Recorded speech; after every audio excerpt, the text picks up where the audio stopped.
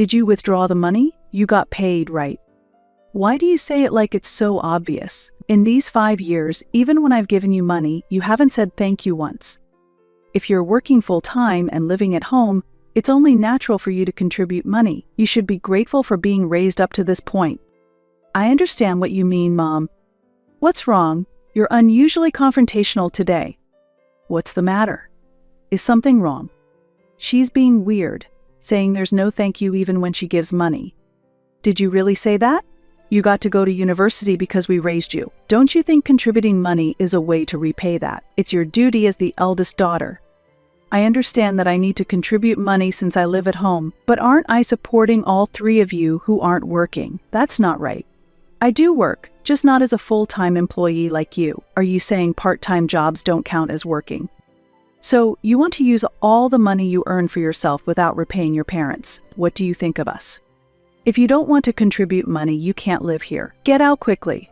Well, it's going to be hard for someone who can only work like you to live alone, sis, haha. For the past 5 years, I have been giving money to my family every month. It seemed natural to give up my earnings to support my family. I was so pressured that I never questioned it. But now, I am different. Finally, I realized that the situation I was in was not right. Thank you. I'll leave the house.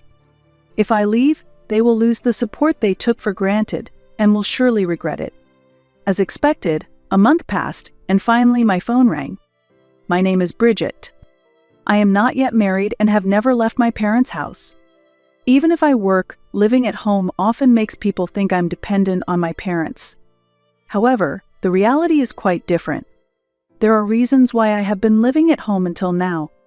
Let's go back a bit and start from my childhood. I was 7 years old when my sister was born. She's really a cute child. She's your sister, Bridget. Get along well with her. I'll protect her because I'm the big sister. I vividly remember how my father, Douglas, and my mother, Cheryl, were delighted by the birth of their second child. Back then, he would often tease my sister, Mary, and get scolded by my mother. He probably couldn't help but adore her. I, too, was looking forward to playing with Mary. But I could never come to like Mary. Mom, do you know where my gym bag is? Isn't it hung up? You should prepare it yourself. Normally, I always hang my gym bag on the hook in the living room shelf. Since it wasn't there, I asked my mother. Despite this, my mother seems completely indifferent to me, always responding coldly. Usually I end up finding it in the drawer where it often gets mixed with other clothes when my mother is in a hurry or doesn't notice. Each time I have to thoroughly search through all the drawers in the house. The moment I finally found the bag, unfortunately, my mother came to the spot. What are you doing? The drawers are a mess. I'm sorry. You require more care than Mary. Even as an elementary school student, I couldn't accept this situation. But even if I believed in my heart that I was not at fault, the moment I was yelled at loudly by my parents, I unconsciously convinced myself that I was to blame. Such is the psychology of a young child. Since my sister was born, my mother started to get angry with me often. From that time, I gradually became unable to say anything to my mother. Moreover, I started to feel the same fear towards my father. What did you buy? A toy for Mary. I thought Mary would like it. I want a toy too. I'll buy you one next time. But you've been saying that for a while. It's always Mary, that's not fair. What's not fair? I buy it because I want to. If you keep saying, buy it, it makes me not want to buy it. The moment my father's yelling echoed, my sister started crying, and he hurriedly picked her up to stop her crying.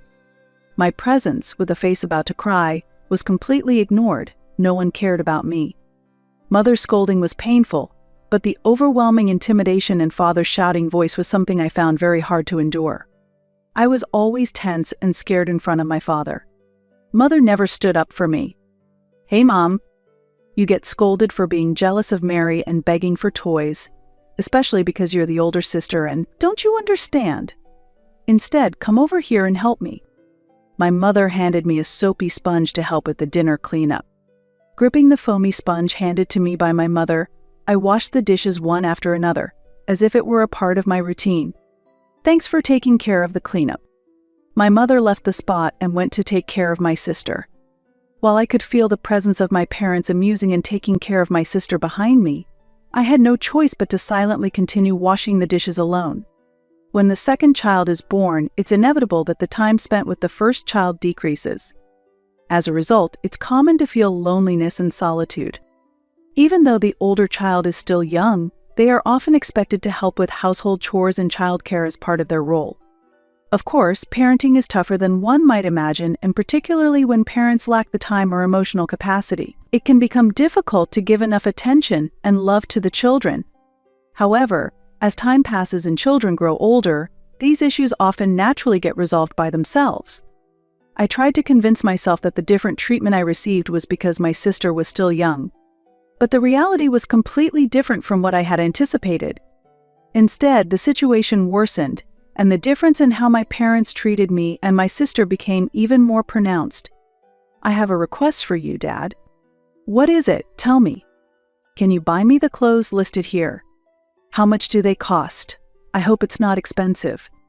"Please, I really want this one." "All right, I'll talk to your mom about it." "Yay, I love you, Dad."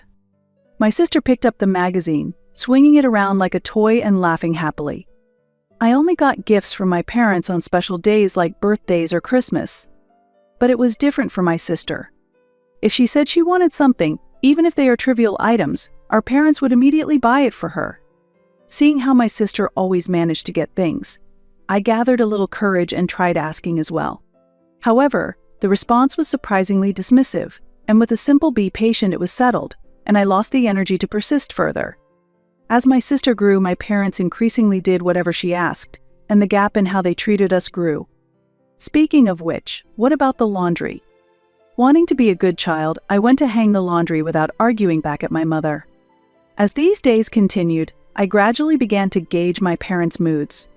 I constantly felt worried about how they saw me, and I couldn't truly relax even when I was at home. Feeling uncomfortable in the house and wanting to change my living environment at this juncture by going to the university, I decided to discuss it boldly with my parents.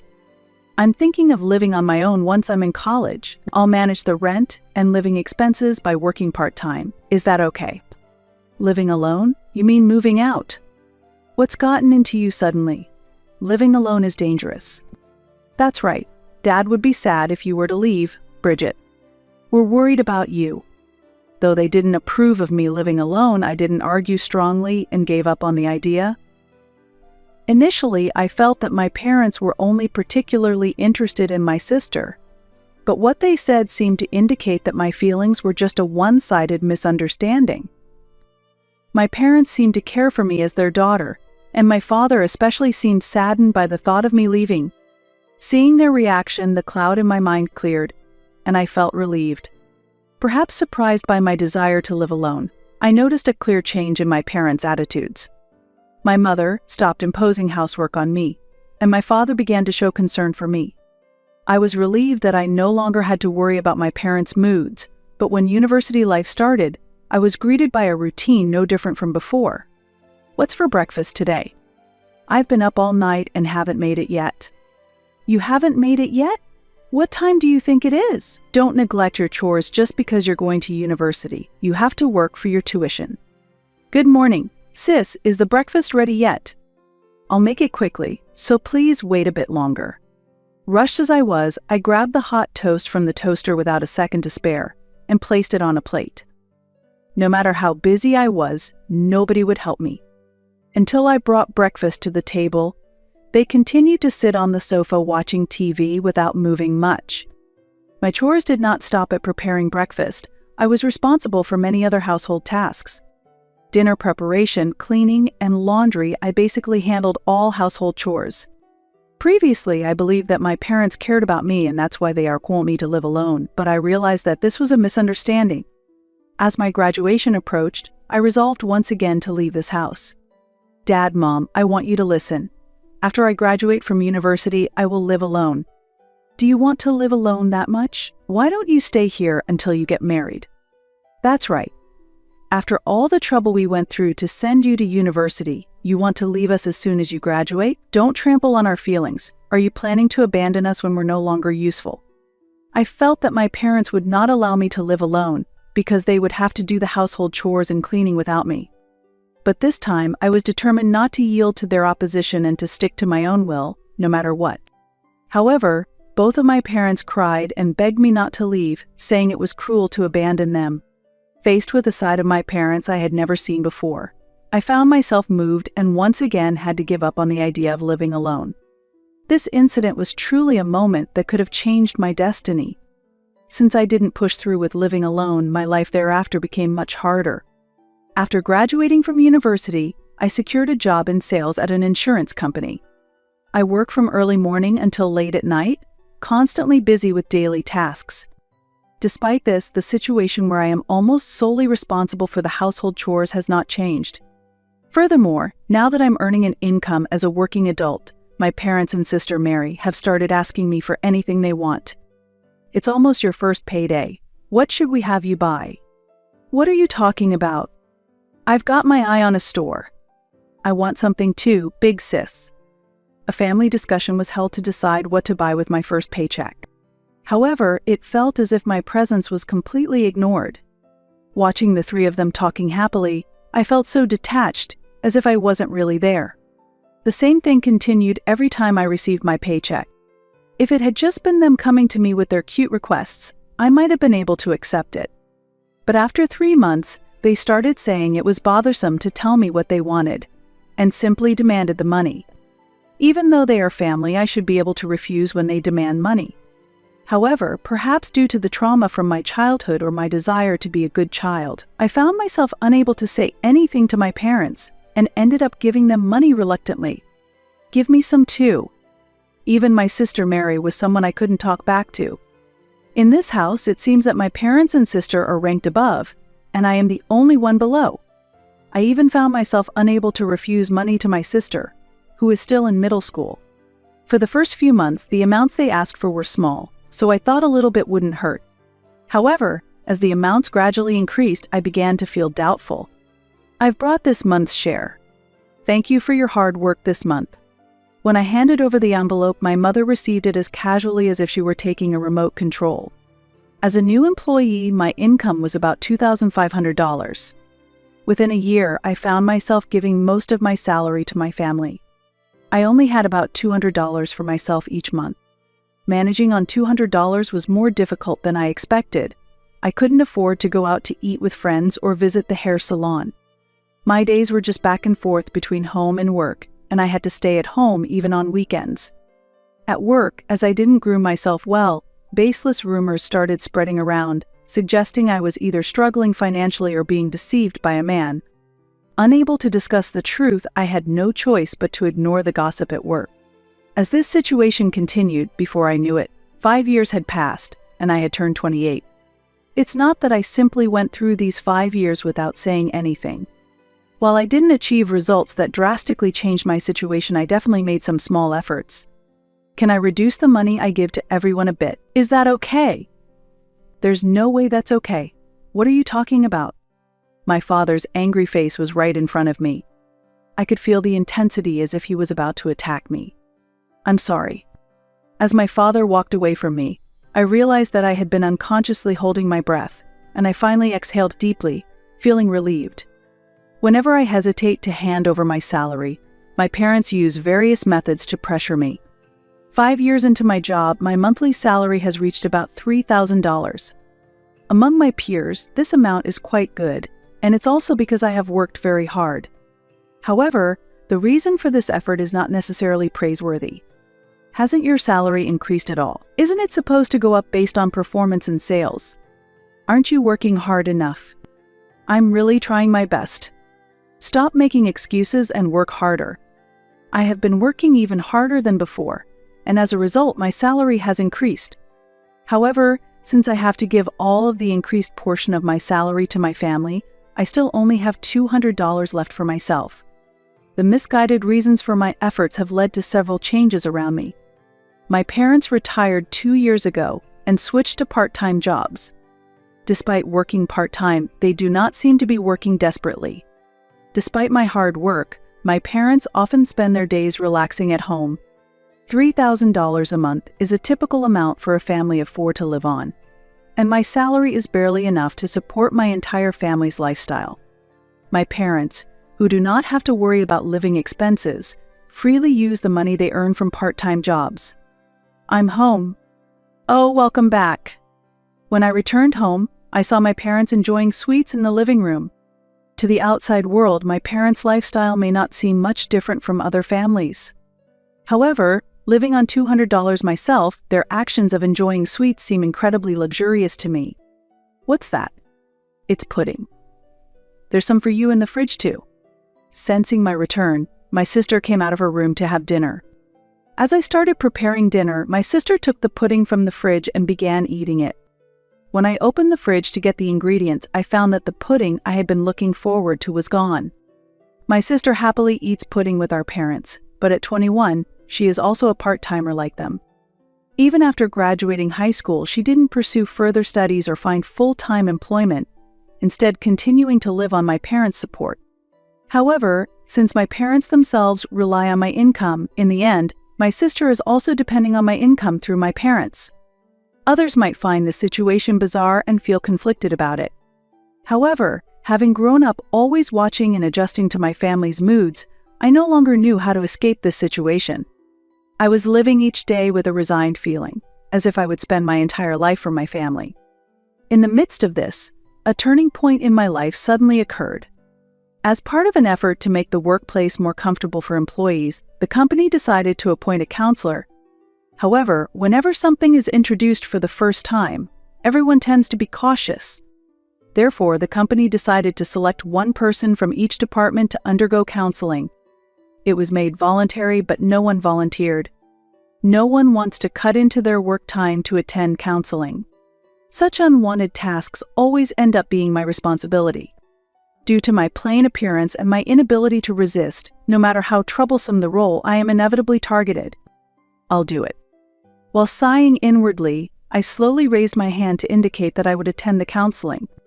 Afterward, I was set to speak with the counselor in a corner of the office. Is there anything you are struggling with? This is why I ended up seeing the counselor. I don't have the courage to speak about such things. Nothing in particular. I was asked about my current job and relationships, and I planned to answer vaguely and end the conversation. Unexpectedly, when asked about my family, I hesitated a bit. Is there anything troubling you regarding your family? Caught off guard, I stumbled over my words, unable to find the right thing to say. I had expected questions about work, so being asked about my family was unexpected. Since people are generally cautious about private matters, it is usual not to delve too much into such topics. Despite this, I was surprised that the counselor brought up the topic of my family. I had to admit they were truly professional. Perhaps while listening to me, the counselor sensed that the problem lay more with my home environment than with my workplace. Thinking that it was pointless to hide it, I decided to talk about my relationship with my parents and sister, and my current situation. As I spoke, the counselor's expression gradually became more serious. When I finished talking, the counselor took a deep breath and slowly started speaking. This is essentially domestic violence, isn't it? Is this considered DV? From what you've told me, it feels like a financial DV. The relationship with your parents, especially, seems to be problematic. I couldn't help but raise my voice in surprise at the unexpected words from the counselor.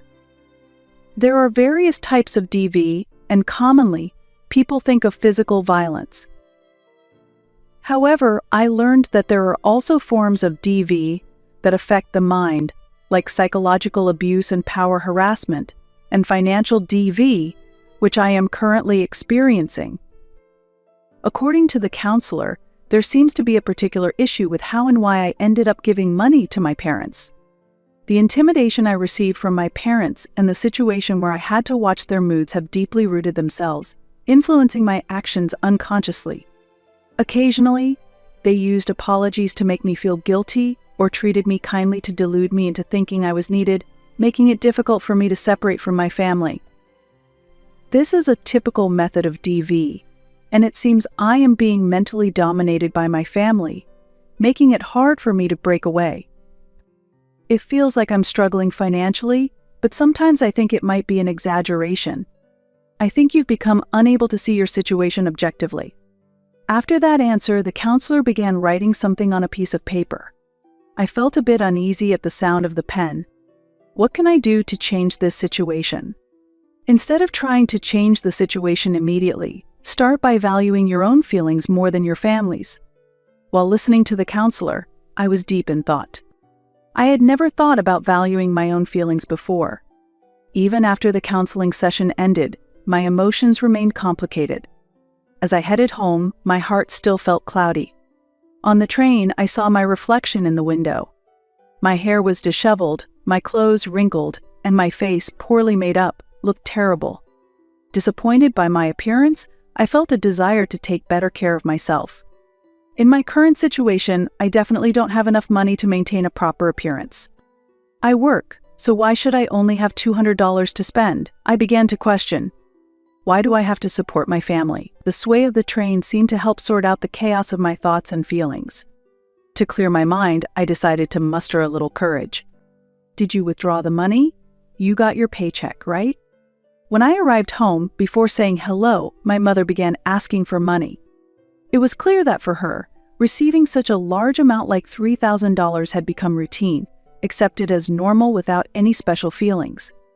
But I still couldn't completely clear my mind and ended up giving her the money without saying anything. However, thanks to the counseling, I was now more aware of the subtle changes in my mother's expressions and attitudes that I normally wouldn't notice. Isn't your salary going up a little more? You are working seriously, right? Why can you only say things like that? In these 5 years, even when I've given money, you haven't said thank you once. If you're working full-time and living at home, it's only natural for you to contribute money. You should be grateful for being raised up to this point. I understand what you mean, Mom. What's wrong? You're unusually confrontational today. She approached me with an intense look. I stood firm without fleeing from her stern gaze. For the first time, I closely observed my mother's irritated expression. Despite being overwhelmed by her intensity, I couldn't help but notice that her eyebrows were a bit unkempt. I don't know if they heard our conversation, but my father and my sister came out of the room. "What's the matter? What happened?" She's saying weird things. She's complaining that we don't thank her even when she gives us money. Did you really say that? You went to university because we raised you? Don't you think contributing money is a way to repay us? It's your duty as the eldest daughter. Despite their unreasonable words, my mother and sister were nodding and laughing. The old me might not have realized how abnormal this situation was. I am not the same person I used to be. I understand that I need to contribute money since I live at home, but isn't it wrong that I'm supporting all 3 of you who aren't working? We do work, you know. We're not full-time employees like you, but does that mean working part-time jobs isn't the same as working full-time? So you want to use all the money you earn for yourself without repaying your parents? What do you think of us? If you don't want to contribute money, you can't live here. Get out quickly. Well, it's going to be hard for someone who can only work like you to live alone, sis haha. Their arguments felt utterly irrational, and gradually I lost the energy to deal with this absurdity. I understand that part-time jobs are also respectable work, but in reality, all 3 of them barely go to work. I know that my parents and sister aren't living in excessive luxury, but I cannot deny the fact that they are being supported by my money. Because I was supporting all 3 of them with my money, I had no choice but to stay at home even on my days off. Honestly, there's some truth to what my sister says about whether I can live alone or not. In reality, for the past 5 years, my life has been nothing but a cycle between home and work, so I might lack general knowledge and skills related to everyday living.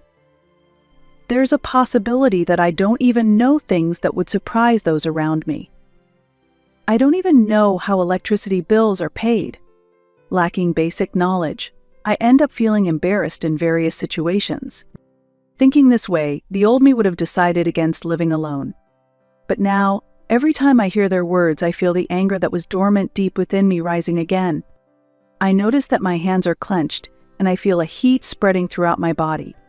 The cloudiness in my mind had already disappeared. Why do I have to support my family? Why do I have to be treated this way? I finally realize that this situation is wrong and start taking actions to escape it. Thank you, I'm leaving home. Saying this, I tried to leave the house as if I was going to work. "What are you talking about? Wait. We were wrong. Forgive us. Don't be stubborn, and let's live together in peace. Don't leave us behind. We'll be lonely." The three of them, panicked by my actions, desperately tried to persuade me to stay. They clung to me, crying, as if they understood me, just like they always do. It was exactly the typical method of DV that the counselor had taught me. It was obvious from an objective viewpoint. I was made painfully aware of how foolish I had been before. "Goodbye. Are you really planning to live on your own?" It might have been completely unexpected for the three of them that I would actually leave home. As a result, they froze, becoming speechless as if they had lost their words. Thinking that this moment might be the last time I see my parents and sister, I imprint their astonished expressions firmly in my memory. Leaving home to live on my own. It was just that simple. By doing this, they might come to regret their previous attitudes towards me. A month later, my dream of living alone finally began. It's natural to feel uneasy at first. However, this unease gradually faded, and I slowly became accustomed to living alone. Then I started to truly enjoy the freedom of a life unbound by family. Yet, just as I was settling into my pleasant solitude, the last few days have been marked by my phone's incessant ringing. After work, when I checked my mobile, there were over 100 missed calls. The callers were only my parents and sister. I considered ignoring them, but I was a bit curious about how the three of them had been managing over the month, so I called my sister. "How many times do you think I called? Big sis, come back home." My sister sounded on the verge of tears, genuinely pleading for help. It was the reaction I had expected. The $3,000 I used to give my parents had been their entire living expenses. Now it was gone. Even if it wasn't $3,000, they needed to earn at least the minimum amount to survive, which my parents and sister weren't used to. It was unlikely that the three of them, who had hardly worked at all before, would suddenly find jobs. Realizing they couldn't make ends meet, it seemed they had considered getting employed. However, my parents had already passed 60 years old and had a significant employment gap, making it difficult for them to find reemployment. Additionally, there were hardly any companies willing to hire my sister, who had no work experience. They had been living a lifestyle where they would spend the entire $3,000 monthly, including any earnings from part-time jobs, so there was hardly any money left in their bank accounts. The three of them had quit their part-time jobs recklessly to focus on job hunting. With no income, they ran out of food and had no choice but to contact me. That's a tough situation. I hope you find employment soon by then. I had no intention of helping them anymore, so I decided to just listen and then end the call. No matter how many times I think about it, I can't find a satisfying explanation for why I had prioritized my family over myself to such an extent. Looking back, my parents' and sister's behaviors were unreasonable, but I had continued to deal with them all along. I was mentally and emotionally unstable, probably unable to recognize my poor judgments. I've come to realize again how psychological control and domination can have a serious impact on one's consciousness and emotions. While my parents and sister seem to be struggling, I am living peacefully. Now that I am free from a life dominated by my parents, I am truly relishing the joy of building my own life with my own hands. I've decided to prioritize my feelings first. For now, I think I'll go shopping for things I like on my day off tomorrow.